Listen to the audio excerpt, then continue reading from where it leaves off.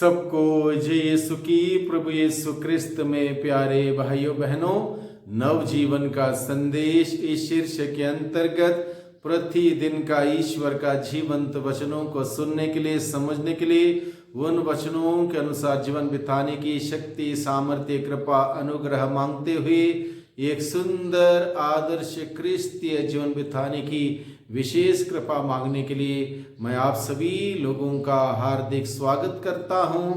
आज अप्रैल की 5 तारीख है, शनिवार का दिन है और आज के दिन में हम सबों के लिए मनन चिंतन करने के लिए विषय दिया है संत योहन के द्वारा रचित सुसमाचार अध्याय 7 पद संख्या 40 से 53 तक। इस प्रसंग में मुख्य रूप से हम लोग देखते हैं लोग प्रभु यीशु को लेकर कंफ्यूज्ड थे, असमंजस में थे और इस वजह से लोग ना यीशु का साथ देते हैं, कुछ लोग विरोध करते हैं, कुछ लोग साथ भले ही नहीं देते हैं, विरोध भी नहीं करते और एक प्रकार से न्यूट्रल रहते हैं।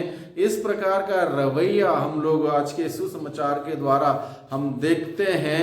यानी कि आज भी इस प्रकार के मानसिकता के लोग ना अच्छे कार्य में साथ देते हैं, ना सपोर्ट करते हैं, ना विरोध करते हैं, बल्कि न्यूट्रल रहते हैं। ये बहुत ही खतरनाक हो सकता है। इस प्रकार से प्रभु आज के दिन के संदेश के द्वारा हम सबों को हमारे वर्तमान जीवन की परिस्थिति, परिवेश पर नजर रखते हुए उचित क्या है, ईश्वर की दृष्टि में क्या न्याय संगत है, क्या उचित है, इन बातों को जानने के लिए, समझने के लिए, उन बातों को अपनाने के लिए और उसके अनुसार जीते हुए प्रभु के कार्यों को आगे बढ़ाने के लिए प्रभु हमें बुलाता है। आज का सुसमाचार में लिखा है, ईसा की बातें सुनकर जनता में कुछ लोगों ने कहा यह सचमुच वही नबी है, कुछ ने कहा यह मसीह है और किंतु कुछ लोगों ने कहा क्या मसीह गलीलिया से आ सकते हैं। यानी कि अलग अलग लोगों की अलग अलग विचारधारा, अलग अलग प्रकार की बातें,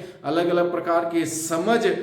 क्या धर्म ग्रंथ यह नहीं कहता कि दाऊद के वंश से और दाऊद के गांव बैतलहम से मसीह को आना है। इस प्रकार ईसा के विषय में लोगों में मतभेद हो गया। अलग अलग प्रकार का ओपिनियन, अलग अलग प्रकार की एक जानकारी लोगों के मन में थी। कोई भी यीशु को लेके स्पष्ट नहीं था, क्लियर नहीं था, क्योंकि किसी ने भी यीशु को सीरियसली नहीं लिया, किसी ने भी यीशु को गंभीरता से नहीं लिया, ना ही उसकी शिक्षा को गंभीरता से लिया, ना ही उनके कार्यों को गंभीरता से लिया।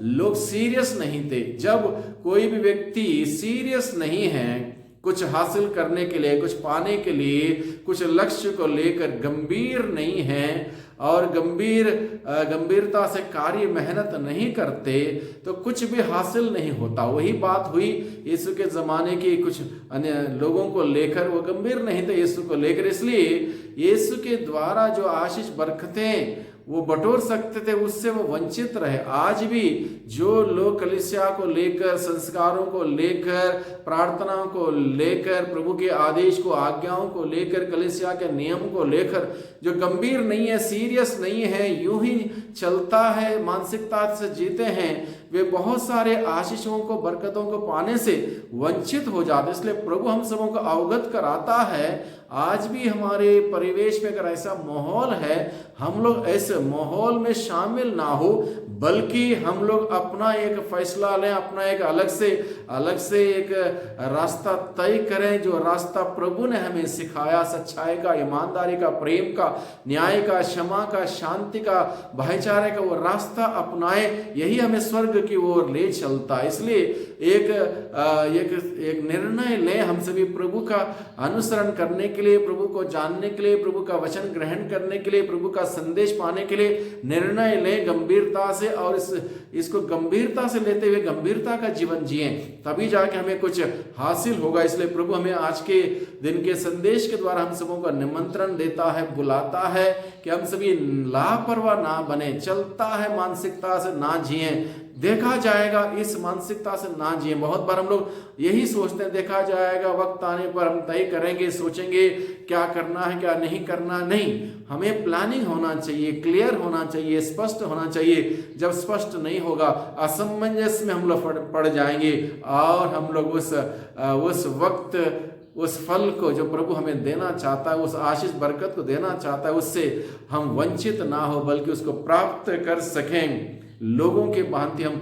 असमंजस में या मतभेद में ना रहें, स्पष्ट रहें, क्लियर रहें। जब लक्ष्य साफ होगा, उद्देश्य साफ होगा, तो तभी हम लोग वहां पर पहुंच जाएंगे, नहीं तो अन्यथा नहीं पहुंच जाएंगे। दुनिया में, दुनिया की बातों में, उलझन में फंसेंगे और हम भटक जाएंगे, सच्चाई से हम गुमराह हो जाएंगे। इसलिए प्रभु हमें सचेत करता, सावधान करता आज के संदेश के द्वारा। कुछ लोग ईसा के विरुद्ध कार्य करना शुरू किए, कुछ लोगों ने उनको गिरफ्तार करना शुरू किया, प्रभु ईसा को।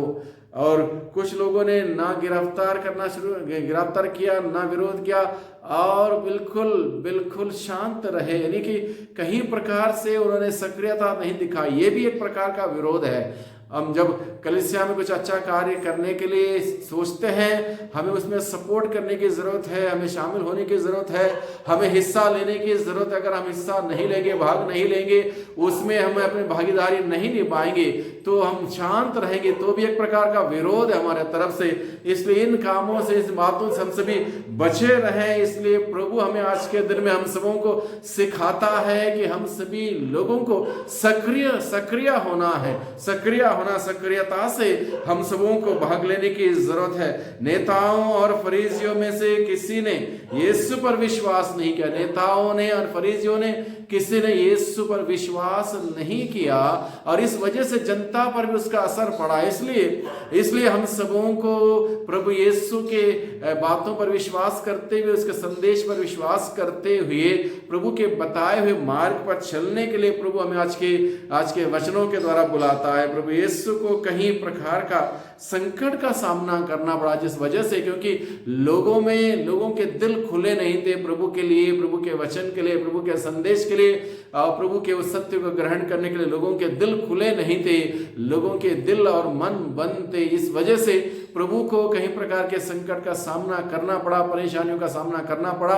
और प्रभु के साथ ऐसा हुआ है तो हमारे साथ भी ऐसा हो सकता है। इसलिए इन सभी बातों से हम घबराए नहीं और पीछे नहीं हटे, निराश ना हो, हताश ना हो, बल्कि बुलंद इरादों से हम प्रभु के मार्ग पर चलें, प्रभु के बताए हुए शिक्षा पर चलें और प्रभु की महिमा हम सभी देखें। वो प्रभु हमारे साथ है, हमारी अगुवाई करने के लिए, मार्गदर्शन करने के लिए, और प्रभु निश्चित रूप से हमें अपने मार्ग पर चलने के लिए सिखाएगा, बल देगा, हिम्मत देगा, साहस देगा और निश्चित रूप से हम प्रभु की महिमा देख पाएंगे, प्रभु की महिमा कर पाएंगे। वही प्रभु हम सबों को अपनी बहुतायत की आशीष, कृपा और अनुग्रह से भर दें, हम सबों को आशीष प्रदान करें। धन्यवाद सबको। जी।